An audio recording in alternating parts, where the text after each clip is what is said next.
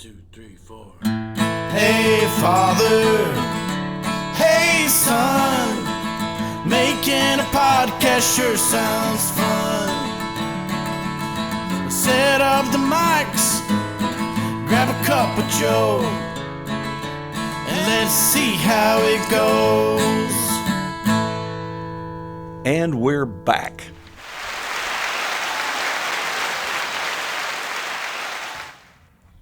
All right, so if you're new to the podcast, you may not get what we're talking about here. So if you've just recently stumbled upon us and you're kind of binge listening or whatever, you know, the gap between the last episode and this episode could be 30 seconds, who knows. But if you've been listening to us for any length of time, you know there's been a massive gap between the last episode and this episode. So we wanted to take a moment and just kind of update you as to why. Yeah, where have we been? What have we been doing? And that sort of thing. And the cool thing about it is, especially for our friends and those who've been following for a long time, we've been very transparent about who we are, what we do, and what's been going on. And so speaking of, let's start with that. My name is Matt, and this is my dad, Steve. And if you're just joining us, we've been doing this podcast for about a year and a half, and we just kind of wanted to let you know why we've had such a gap. And like Dad said, we've been very transparent about our journeys, about where we are. And recently that Dad retired in August of 2024. We're actually coming up on almost a year. Yeah. What day are we on? Let's see, 332. No, but who's counting? Not that I'm counting, right? So we wanted to kind of tell you, if you've been listening at all, you know that Dad was retiring in 2024. And then after that, all of a sudden we fell off the face of the earth for a little bit. We threw out a little teaser in December that said, hey, have a happy holiday. We'll see you in 2025. We didn't exactly say when in 2025. So we were true to our word. That's exactly right. So this one, we just wanted to spend a few minutes and just kind of talk about the journey that we've been on and what's been going on, because we've had some major changes in our lives over the last several months. So let's start with you, Dad. So what's been going on in your world? Well, it's really been fun. I asked the Lord when I retired, I said, Lord, I'm going to retire August the 1st. And then we had a lot of family time and stuff. And I just asked the Lord, I said, hey, Lord, I don't want to rust out. I don't want to quit. I'm retiring from full-time ministry, but I'm not retiring from ministry. Mm-hmm. That's a lifetime calling. I always want to impact others for the kingdom. I always want to help others become fully devoted followers of Jesus Christ any way that I can. And I just prayed and I asked the Lord very, very transparently, Lord, I sure would like to speak at least once a month after I retire.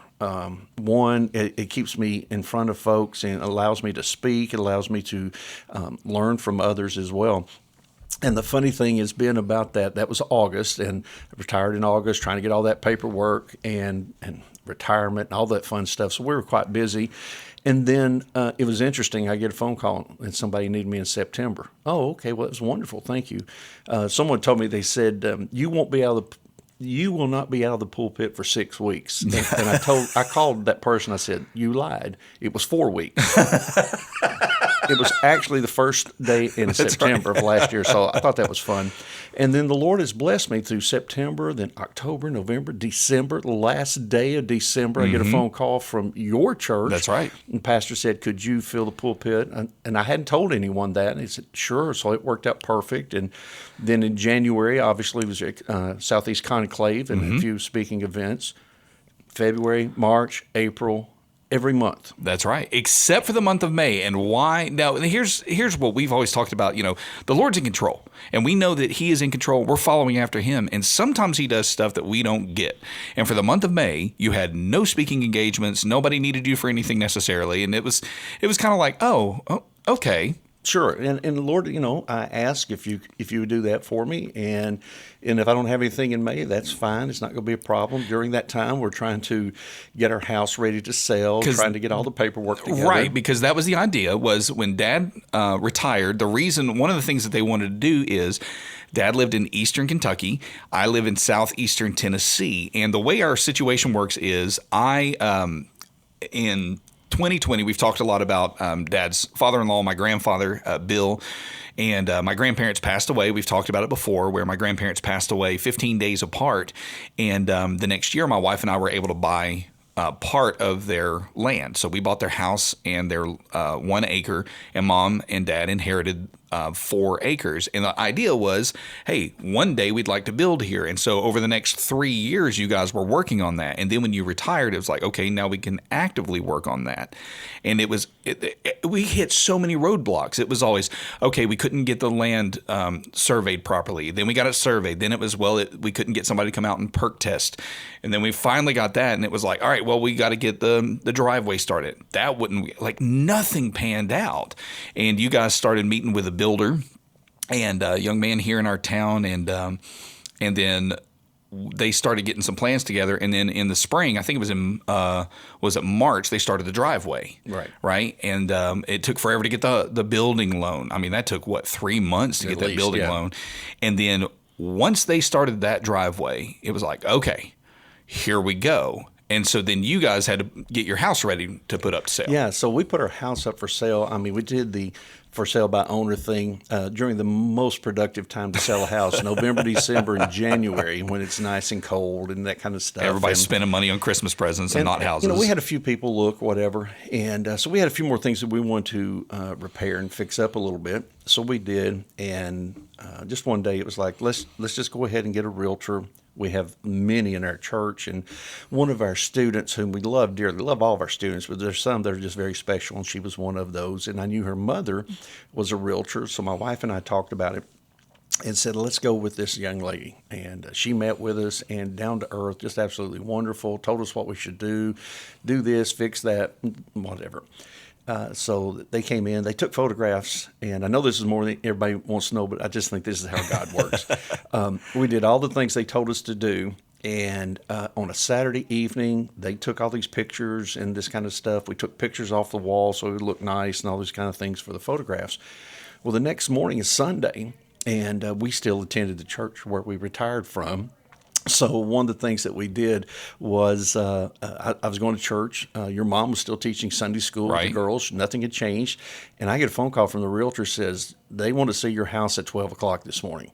I'm like, oh, okay. Well, I don't know where all these photographs go on the wall and which are which and where does it go. So long story short, I called your mom. I said, meet me quickly.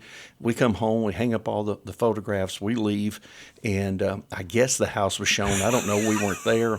We grabbed lunch. We had a wedding to go to that afternoon. And at 3 o'clock that afternoon, our realtor calls us and says, we have an offer on the house, and it was exactly what we wanted and what we'd asked for and stuff, but we had to make a decision. So long story short, we sold our house in about 19 hours. They put it went live at 10 o'clock on a Saturday. At 5:18, I remember this, at 5:18, I got a text from my dad that said, hey, our house is under contract. Yeah, I mean, it was just one of those things. It was even to the degree I called my realtor. I said, this sounds too good to be true because this is what I asked for and that's what they wanted to pay. And everything the Lord just blessed. So I say all that to say this, that during the month of May, as soon as the house sold, we had 5 weeks to get out. And we knew we had to get everything out of the house. Now, everyone's got to keep in mind, I have a 2-car garage that was a shop, and I had enough lumber to build a house. You couldn't even get in it without having to turn sideways. And I made a comment, if I ever passed out my garage where the wood was, I would never hit the ground because there's no place to go.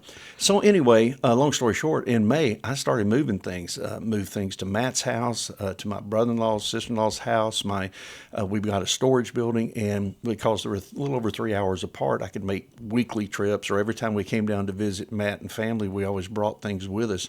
So during the month of May, there were sometimes I was making a trip a day, 6 hours round trip, load up a trailer the night before, get it ready, hook it up, and then take off to Cleveland, Tennessee, and unload it all in the storage building by myself or my grandson or someone to help me. I would grab something to eat and drive on the way home, get home, reload the trailer so I could do it again the next day. Exactly. So during the month of May, the Lord did not give me a place to speak because I wouldn't have had time to prepare, get ready for anything. Now, it's past May. And in June, we had a mission trip. In July, I've got another church that's asked me to come speak. August, something else just popped up yesterday. And then September, I've got another one. I've got a Disciple Now. So the Lord's really blessed me, still keeping me involved with ministry and being a part of all those things. And I think it's really neat that when you trust the Lord with some of these things and in your life as a whole, that it doesn't always make sense, but He doesn't always have to make sense to us. Right. We just have to trust Him. And that's sometimes very difficult to do. Well, and the timing too, because we thought our timing was like you guys were trying to figure out, okay, do we retire early so we could get down to take care of Mom's parents, the grandparents, and then when they passed, you were like, well, now we got time. You had a new pastor come in during the time that your in-laws were sick, or that year, and then all of a sudden they got very sick, and then so you were on the road a lot, but you didn't know when you had a new pastor come in, you're the older guy, but he wanted you to stay. So all of a sudden you got a new lease on life. And so it's like, okay, so God, what's your timing? So how many years were you there after your pastor came? Was it 3? I was there almost 4 years after he came, and loved my pastor, still follow him. I love to listen to him teach and preach. And my last Sunday there, because we wanted the church as a whole to know our last day when we were getting ready to finally move. The house is closed and we're going to move. And I wanted my church family to know this was our last Sunday. Now, I've retired 7, 8, 9 months ago, and they were very cordial and very nice in reception and prayed for us, and we wept and cried, and it was wonderful. But I just wanted my church to know we were leaving. It was my wife's last Sunday to teach with her girls, and they were a little weepy and saying goodbye and that sort of thing. And they called us down front to pray over us, both services, because they wanted to pray for us as we were leaving the community because we're still family. And afterwards, my pastor hugged me and just told me very, very, very straightforward, just looked me in the eye and hugged me and says, "I love you." Yeah. And I look at him and say, "I love you." And I think that's the kind of relationship we've had. And I was really blessed to be in a church that would look at someone with some age on them and say, okay, they got a lot of life experience. Yes, you got the seminary degree and all that sort of thing. But they saw my heart. They knew what I wanted to do with the students and the student ministry and the direction we wanted to go. And then also being a little older, I knew some things that many of our parents didn't know about a 15-year-old or 16-year-old or some of the things they were going to face. And my relationship with my church and my pastor was such that when I retired, my pastor really said he hoped I had one more year in me with him because his children were in our youth ministry. Well, and I really appreciate, you said that they you had the seminary degree. When they hired you, you didn't. No, because I was working on you it, were but still I wasn't working finished. Yeah. And that was so neat that they did that. They took you on there. But how often do people, leave a church and then there's bitterness and there's anger and all that stuff? And I thought it was beautiful how you didn't leave. You retired, but you took a little bit of time off. You took a couple of weeks to relax and to enjoy being retired, but you came back and you went to church, and that was your church. You didn't go to other churches. You didn't shop around. You didn't whatever. You stayed faithful to the church that you'd been at for 16 years for another 8 months. And like you said, Mom kept leading her small group with the high school girls and just loving on those people. And it's been really neat, too, how often people have come down from your hometown. They've been passing through for vacation, or they've come down just to see and just to help, to see the home that you're going to be at. And you've got some friends that have already laid claim to one of your bedrooms. Yep. We've already told them every time they come in, I take pictures of the updates of what's going on, the progress of the house, and I always send it to them. Says, well, your room, here's what's going on, that kind of stuff. It's really been neat because even though my wife was still teaching, every week we were still in a small group within our church environment. We've been in a small group for a couple of years, and those folks are like family, and I still went to small group. I guess all that is just to say that our environment of where we were with our church was an unusual situation because, I didn't leave on bad terms and nobody was hurt or whatever. I wanted it to do well. I want the youth pastor to do well. I want the church to thrive. What kind of person would want the next person to come in to do badly or to fail? Right. I wanted to make sure that the new guy or the new person coming in to lead was set and ready to go. And even to the degree, and this is the kind of relationship that we had with that, because I was still in the community, we had a mission trip that we would go to on a foreign field every year during their spring break. And one of the students, a couple of students that were seniors in high school, they text me and said, hey, why don't you go with us? I said, well, let me think about it. Let me pray about it. And so I contacted the new youth pastor and said, okay, here's the thing. I've been asked. I've not said one way or the other. It's yours. You're the guy. I'm not here to usurp any authority. You're the leader. And I will not even think about going if you think there'd be a conflict. And he said, not at all. I'd love for you to go. You would help me because you know everyone. You can transfer that power, so to speak. They can see us doing that together. Passing the mantle. Yeah. Absolutely. And I went and with blessings and loved it. And so they would ask me questions, but I was not in charge. Well, and it was so great for you because when you went last year, the last time that you had gone to the same community that you've been going to for a decade, and you've built these relationships with these people in this foreign country, and you couldn't say goodbye. You couldn't tell them it was your last one because you hadn't announced to anybody that you were leaving. Yeah, I couldn't say anything to anyone there. So this year I told them I had retired, but this was our new youth pastor. And my prayer is he falls in love with the people like I had as well. And so when I was able to tell the church then they did a few nice things, a coffee mug and a hat and that sort of thing. And it was so sweet and precious and to be able to celebrate with them. But the cool thing is from a cultural standpoint, when the pastor that was me every year I went to the church. The pastor always sets up on the platform. Right. And that's where we sit. And that was part of the system. Well, when I got there, I went in and told Pastor that I was no longer in the ministry, but my new youth minister was there. And he said, well, let me meet him. So I handed him off and explained what was going on and stuff. And I sat in the back of the pews and watched everyone. And so the new youth pastor, he's on stage and he does testimony. He reads scriptures and he's a part. And he was accepted just like I was. And he fell in love with the people just like I had. Yeah. And prayerfully, if the Lord so desires, they'll continue that mission trip. Yeah.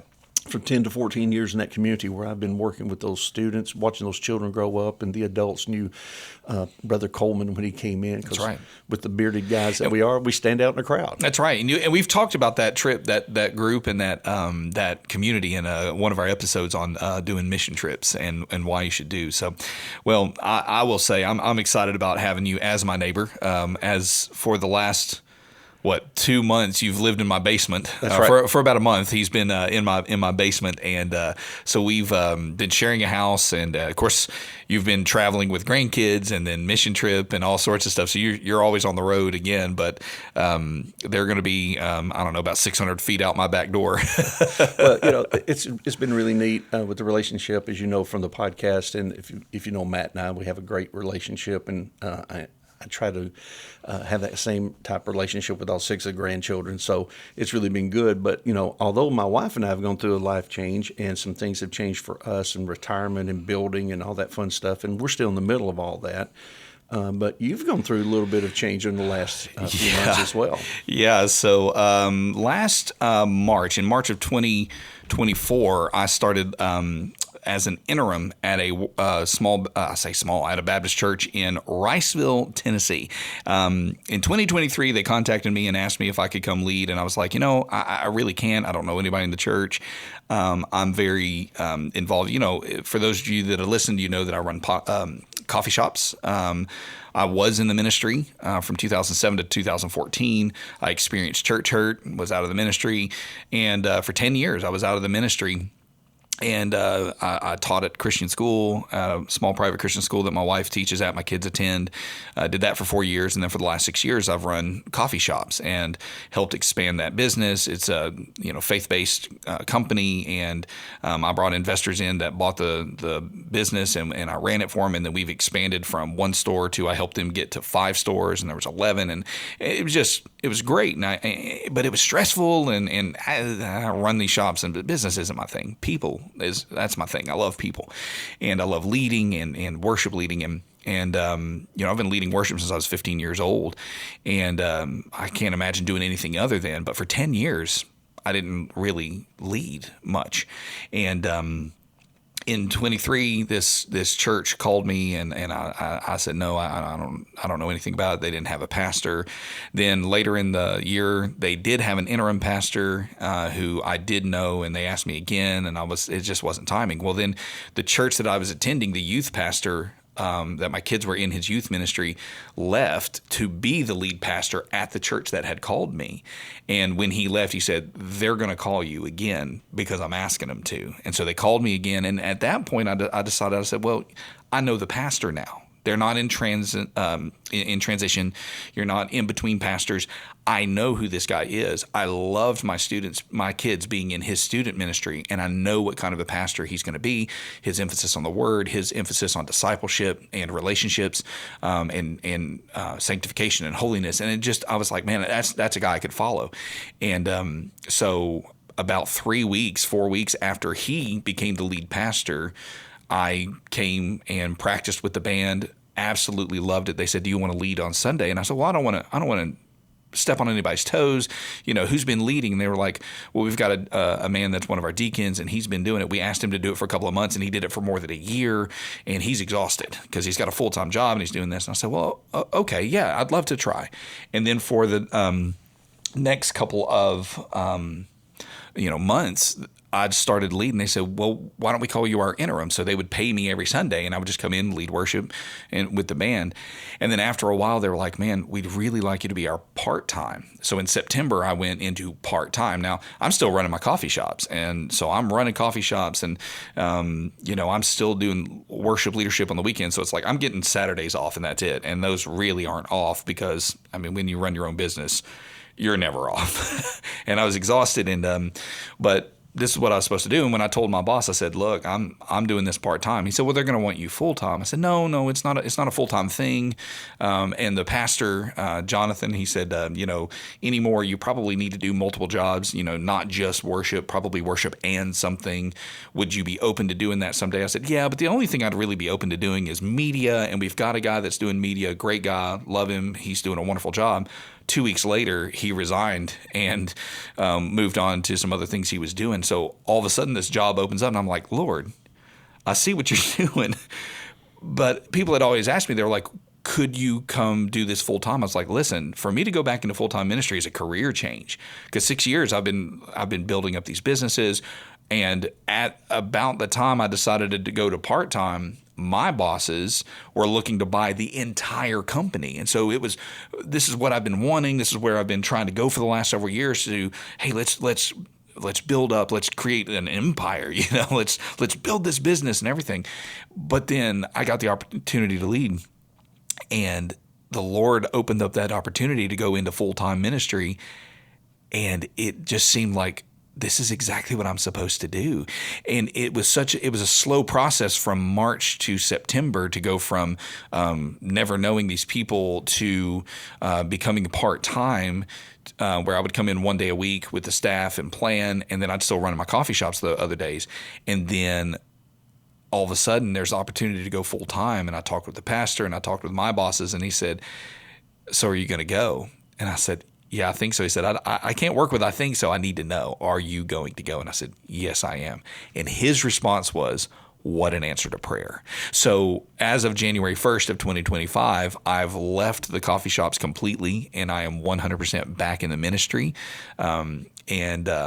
I couldn't be happier. I really couldn't be happier. I thought I was going to miss the coffee shops. I was really, when I realized I wasn't going to have any, because I tried to kind of keep a foot on the boat and a foot on the dock. Hey, let me help you with your business and lead worship. And the Lord said, no, you're going to do full-time ministry. And at first I was kind of upset because I was like, man, but 6 years of my life I've devoted to this coffee shop. Everybody knows me as the Lassiter's guy. And the Lord said, no, you're going to be my guy, and I want you to be mine. And so I couldn't be happier, because now I'm getting to, I come in here 5 days a week. I've got an office. I've got a wonderful staff. The Lord and my boss actually said it this way. He said, "I knew your heart would be healed and ready to return to what he's called you to do." And so it took 10 years of being out of full-time ministry. And I've told you this before, that I felt like I was in a holding pattern. Yes, I was providing for my family. Yes, I was growing a business. Yes, I was teaching. Yes, I was doing all these different things. And I'd lead worship every once in a while. I'd lead a retreat, or we'd do Kentucky Changers, or they asked me to do a camp once, or whatever. And every time I did that, I realized this is what I'm made for. But instead of making it happen, I had never heard of the church that I'm at. I had never even imagined this church existed. We call it the church in the cornfield. You top a hill and all of a sudden there's this huge church out in the middle of nowhere. Riceville, Tennessee is not even incorporated. I mean, it is literally, hey, welcome to Riceville. Thanks for visiting. And so it's a very small town, but it's just up the road. I didn't have to move. I didn't have to, I bought my grandparents' house. I don't want to leave. Like, the Lord absolutely handed me exactly what I needed at the time I needed it in the way I needed it. And it's been absolutely wonderful. I told my daughter as we were going through this whole process, I said, the Lord just opened every door and made it easy to step through.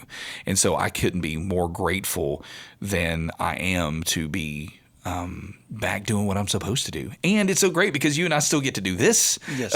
Yes. We still get to lead, we've done Kentucky Changers together for the last 10 years and we get to keep doing that. And so that's where we've been the last 8 months. Well, and just to make it a full circle, the cool thing about it is where I grew up is just up the road from Riceville, Tennessee. And where we're moving back to was the place where your mom grew up as a little girl. So we're moving back home, so to speak.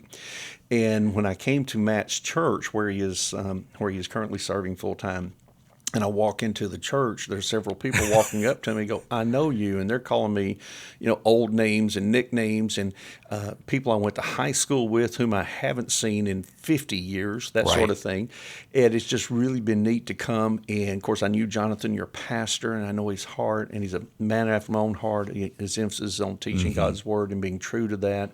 And I've been blessed. My last pastor, where we just moved from, he's such an incredible Bible teacher that when he preaches and he teaches, I'm taking notes and I'm laying them out and I'm making sure all my students are taking notes. So every time I come to your church and I visit and I'm waiting for the pastor to speak, is I make sure I get my notebook out and I'm taking notes because what he has to say is coming directly from God's word.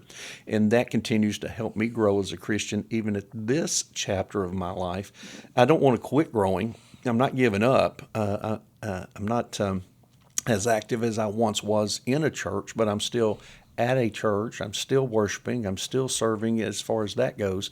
And I just think that a lot of us sometimes when we get to that certain phase in our life, like retirement or whatever, it's, now I can do this, this, and this. Yes, I have some different freedoms, but there's some things that they're ingrained, and part of that is finding a Bible-preaching, Bible-believing church and being plugged in, being a part of it. Yep.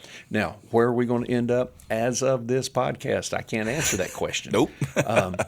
And we're praying through that because for the first time in decades, your mom and I will be selecting a church to go to instead of being assigned by the Lord to the next church I'm going to lead a youth ministry. So that's something new for us. We haven't done it in a long, long time. So we're praying through that. And wherever we go, it's got to be true to the word, and that'll be fine wherever we may end up at. But, I still get up in the morning, still have my quiet time, still have my morning cup of coffee, still do my journal, still spend time with the Lord. And so some of those things don't change. It's just how I'm doing some of those things has changed because of the retirement status that we have right now. Exactly right. So we just wanted to kind of update you and just, that may have been more information than you could have ever possibly wanted. And you may not care. You may listen to this, and if you've been listening straight through for the first time and you got to this point, at this point, you probably have already skipped it anyway. That's right. Okay. That's okay. So we are back. We are going to be doing more episodes. We've got tons of stuff to share with you that we just feel like God's laid on our hearts. But it's really exciting because now we're at a whole new stage of life where we're able to do this.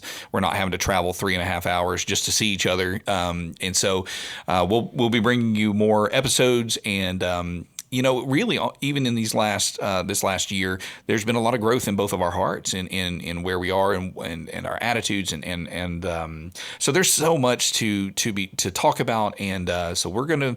I don't really want to call it a season 2, but it's basically a season 2. or as I said before, and we're back. And we're back. So we're glad that you're with us, and here we go. Thanks for listening. Check out wewerethinking.org for more episodes or drop us a note to info@wewerethinking.org.